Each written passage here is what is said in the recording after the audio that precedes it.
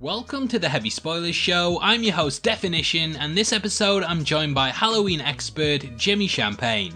How's it going, Jimmy? How's it going, everyone? My name is Jimmy Champagne, and today I'm here to help Definition spoil the entire Halloween franchise. Now, hopefully at this point you've seen most, if not all, of the movies featured in Michael Myers' many timelines, but if you just needed a little bit of a refresher before the best holiday of the year, this is the video for you. There will be heavy spoilers here, so if you aren't fully up to date with the latest adventures of Michael Myers, then I highly recommend that you turn off now. With that out of the way, I just want to give a huge thank you for clicking this video. Now let's get into our breakdown of the entire timeline of the Halloween franchise. Our journey begins on a cold Halloween night in 1963 when a young Michael Myers murders his sister. Flash forward a couple of years and we join Laurie Strode on Halloween night 1978, where she is hunted by a now adult Myers who has returned to the town on a killing spree. Out of all the retcons, timeline changes and redos, one thing has remained consistent: the events of this film, and even in the modern do-over this still remains a constant. It's easy to see why as well. The film is a stone cold classic and still stands as one of the best horror movies ever made. It pretty much lays the signature moves of the series, with Myers being portrayed as an invincible shadow that you need to keep an eye on at all times. This film made a star of Jamie Lee Curtis and began the trend in horror films of the final girl that is still an aesthetic today that many movies call back to. Though she survives the events of the evening this time round, that doesn't mean she's away scot-free, and as we go into our next film we see how the events of the night still have a lot more in store. Halloween 2 made the bold move to pick up during the ending of the original Halloween, with the one take from the perspective of the Shape. He recollects his signature weapon from the Elrod's home before quickly making his way next door to remind us what we're dealing with by murdering another teenager. Laurie is taken to the Haddonfield Memorial Hospital to recover from the night that she thinks is over, while Dr. Loomis and Sheriff Brackett try to find Michael. Loomis and Brackett get sidetracked after mistaking Ben Tramer for Michael, but we get this incredible moment out of it, so it's all good. Michael eventually makes it to the hospital, where he gets to work sabotaging the cars in the parking lot and cutting the phone lines. After that, he makes his way through the hospital looking for Laurie and killing everyone in his path. Loomis heads to the Haddonfield Elementary School and discovers that Michael's inability to die comes from the idea of Samhain, or the Celtic season that would one day become Halloween. But just as he realizes it was a diversion all along to get him off Michael's trail, Marion Chambers tells him he's officially off the case and that he'll be escorted back to Smith's Grove by a US Marshal. On their way back to Smith's Grove, Marion tells Loomis that Laurie is actually Michael's sister, so Loomis forces her to turn around and head to the hospital. Everything comes to a head there when Loomis shoots both of Michael's eyes out before shooting a can of explosive gas that engulfs both him and Michael in flames. As far as Halloween sequels go, this one is still held up by most fans as the best one. Personally, I genuinely don't like the sister storyline, and the change in Michael's overall look is annoying, but I still love nearly everything else about it, especially the inclusion of Halloween as a holiday. I think that's really important, so I still watch it every year right after the original, of course. Halloween 3, The Season of the Witch, is by far the weirdest film in the franchise, with it pretty much possessing absolutely none of the traits that we expect from the series. There's no Michael Myers, no Laurie Strode, and absolutely no Haddonfield. It's a strange move, and naturally audience members were put off by the film due to it not possessing any of the elements of the franchise that people were actually interested in. This was an attempt by the studio to turn the Halloween series into an anthology, with each following film taking place around the holiday.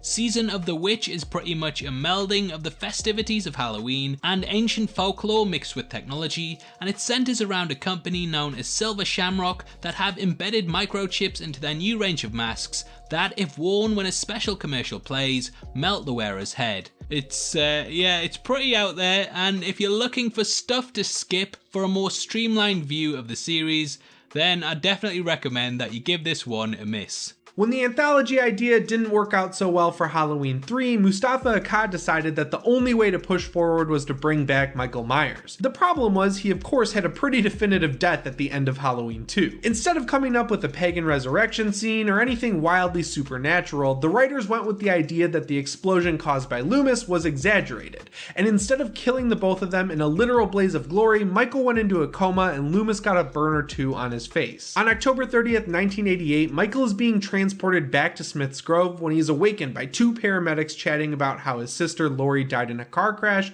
but left behind a daughter named Jamie Lloyd. Michael escapes and reconstructs his costume of coveralls, boots, and one of the worst masks the series has to offer. The commotion he causes brings Loomis back to town, and he spends the rest of the movie hunting Michael while trying to protect Jamie and her sister Rachel. I like how for at least one scene it turns into a little bit of a siege movie like Carpenter's Assault on Precinct 13 when Michael catches up with them at the new sheriff's house. And this is where we get the famous scene where he kills the sheriff's daughter by stabbing her with a gun. He then goes on to kill everyone else in the house and knocks Rachel off the roof. Loomis takes Jamie to a school where Rachel eventually meets up with them after she wakes up on the lawn, and some local rednecks offer to drive them to the next town over. On the way, it turns out Michael latched onto the truck, but after Rachel knocks him into a ditch, the state police show up and unload a small militia's worth of bullets into him. Halloween 4 ends with a POV shot of Jamie stabbing her adoptive mom, which seems to imply that she'll be the new Michael Myers. Even though it's messy and the mask looks horrible, Halloween 4 was the shot in the arm the series needed. It didn't have any trouble making its money back, so a sequel was quickly thrown together for release the following year.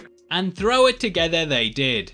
The Revenge of Michael Myers, which should pretty much be the subtitle of every film in my opinion, follows the characters from the prior movie as they deal with the consequences of that. Michael is found by a hermit and nursed back to health, and as a thank you, he kills them. Jamie has been admitted to hospital and somehow develops a psychic link with Michael, which yeah, it was touched upon in the last movie, but here it really makes the series start to jump the shark. She tries to convince people that Michael is still alive, but naturally they don't believe her, and everyone's favourite emotionless, zero banter having killer comes back to town. Michael lays siege to the cast of characters, and we get an awesome return of Dr. Loomis, who uses Jamie as bait to lure her uncle out. There's even a moment where the murderous mute sheds a tear, Loomis has a stroke of good luck and survives once more, and it all ends with the mysterious man in black, no Will Smith, who shows up to kidnap Jamie and free Michael, which segues into the next film. Halloween 6 is where the series really started to go off the rails, at least for me. It came out a full 6 years after Halloween 5, and despite being a direct follow-up, its visual identity and tone are so different that it doesn't feel connected at all. After the events of Halloween 5, Jamie and Michael are taken by the man in black who randomly shows up throughout its story. It turns out he's the leader of a pagan cult who has Jamie impregnated. Oh, and while the movie never comes out and says it, it's heavily implied that the baby's dad is Michael Myers, which I guess makes him Uncle Dad. I don't really like that twist. Anyway, Jamie manages to escape with her baby, and then she calls into a radio show to beg for help. After that, she hides her baby at a bus stop right before being killed by Michael. Thankfully, a now retired Dr. Loomis hears her radio broadcast and heads out to Haddonfield to kill Michael again. Of course, things get majorly complicated from there with Laurie's relatives living in the Myers house, Tommy Doyle coming back and being played by Paul Rudd, and a totally bizarre third act. The weirdest thing about Halloween 6 though is that it actually has two different cuts which are slightly different from each other. The theatrical cut ends with Tommy beating the shit out of Michael with a pipe and Loomis theoretically dying off screen, and the producer's cut ends with Tommy putting a circle of rocks around Michael which stops him dead in his tracks. There is a weird twist involving Dr. Wynn switching places with Michael so he can escape, but this time we find out that Loomis's scream is due to him growing a thorn tattoo and realizing that he's cursed to take care of Michael for the rest of his life. No matter which one you watch, Halloween 6 is a complete mess, and it's a total bummer that it's the last time we ever saw Donald Pleasance on screen. Still, it has a good sense of fall atmosphere, and both versions have their fair share of quality kills. Up next is Halloween H20, which completely washed most of the timeline, making it so that the only two films that ever happened were Halloween and Halloween 2. The creators at this point got in too deep with all the unneeded mythology, and it was time to wave it goodbye. I'm sorry for the bad puns. Always remember them having a weird allusion to water in the title, even though it has absolutely nothing to do with the movie, and I'm sorry, I just couldn't resist.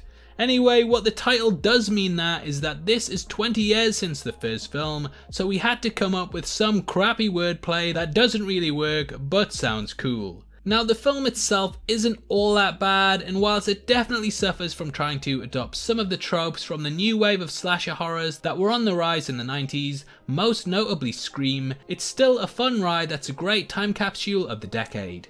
Back when this was made, you couldn't just block people on social media, so we learned that Laurie in fact faked her death in order to avoid Michael, and she began working as a headmistress at a boarding school and has a son named John, played by Josh Hartnett.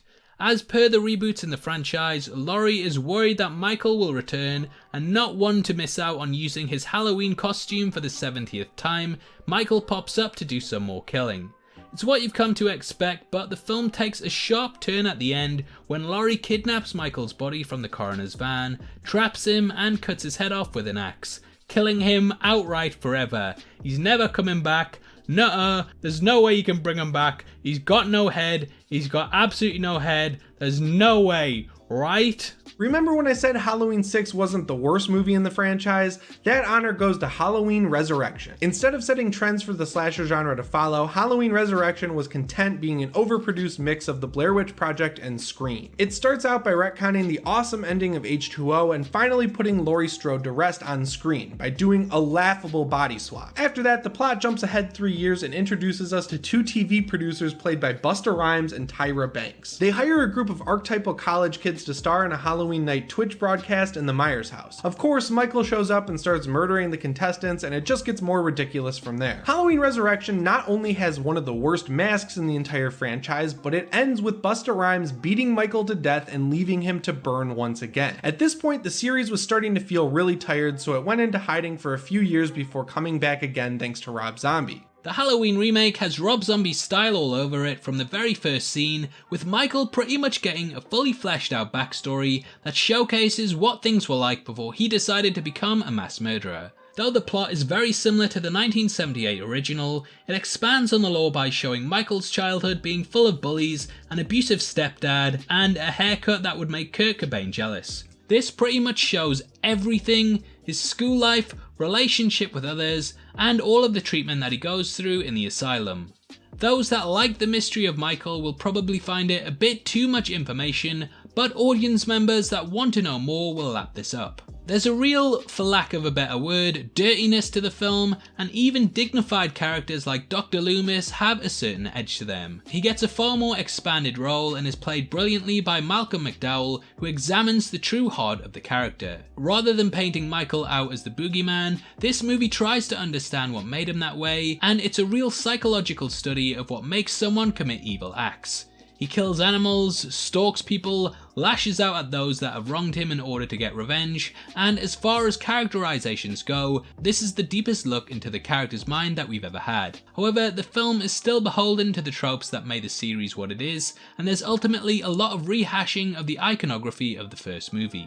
The score from the first film is reused, and in the end this boils down to a battle between Laurie and Michael on Halloween night.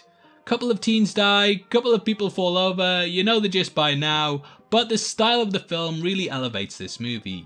If you're looking for an entry point to the franchise, this might be worth picking up over the original, but in terms of those who loved that first film, I don't think this will measure up for you. Rob Zombie's Halloween 2 is definitely an interesting movie. The problem is it isn't really a Halloween movie. A year after the events of his first movie, Laurie is living with the Brackets and she's a completely different person. She's in therapy and she's gone from being the good girl we saw in Halloween to a trashy goth who works in a record store. Dr. Loomis is also completely different in this movie. He uses the killing spree from the first one as a jumping off point for his career, and he writes another book all about Michael, but he has a total character shift that basically turns him into a massive douchebag. Michael decides to become a homeless person, but since Rob Zombie needs his wife to be a major character in every movie he makes, her ghost essentially becomes the Mrs. Voorhees to Michael's Jason, and he heads back to Haddonfield to finish what he started. Now I'll admit, there are some good kills in this movie, but since Michael has a motivation, he's not really the absence of character he's supposed to be. On top of that, by the end of the movie, half his mask is missing, so it's hard to see him as the Shape from that point forward. I like that it explores the trauma of the events the first movie inflicted upon Laurie, and the director's cut definitely fills in a lot of the frustrating gaps, but overall it's a disappointing entry in the series that we probably have to thank for the excellent reboot/sequel that came out last year.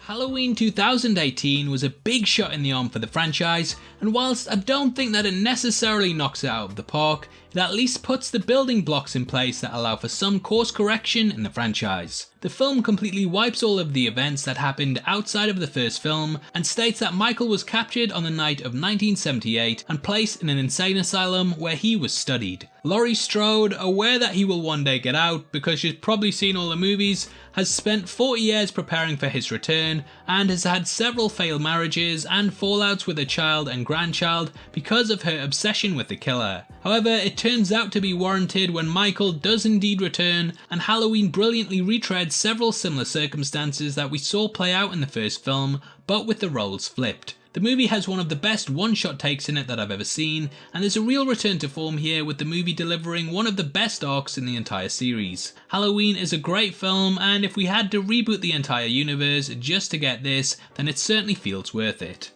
Halloween Kills is the upcoming direct sequel to Halloween 2018. We don't know a whole lot about it just yet, but thanks to some pictures that have been released from the set, we know it'll at least start at the end of Halloween 2018, with Laurie being taken to Haddonfield Memorial Hospital, which is a pretty major nod to Halloween 2. Based on the ending of Halloween 2018, it'll be interesting to see how Michael Myers managed to survive. But this time, going on a murder spree is going to be even tougher for him since Tommy Doyle, Sheriff Brackett, Lindsay Wallace, and Marion Chambers are all coming back as adults. It's definitely safe to say he'll make it out of this one too though, since a direct sequel called Halloween Ends has also been announced to release in 2021. Thanks again to Definition for inviting me to help out with this video. It was a ton of fun rewatching all the Halloween movies for it, and I hope it inspired you to go watch them for yourself. Anyway guys, my name is Jimmy Champagne and I'll see you in the next one. Huge thank you, Jimmy. I genuinely massively appreciate you taking the time to watch all these movies again just to be part of this video. You're welcome back anytime.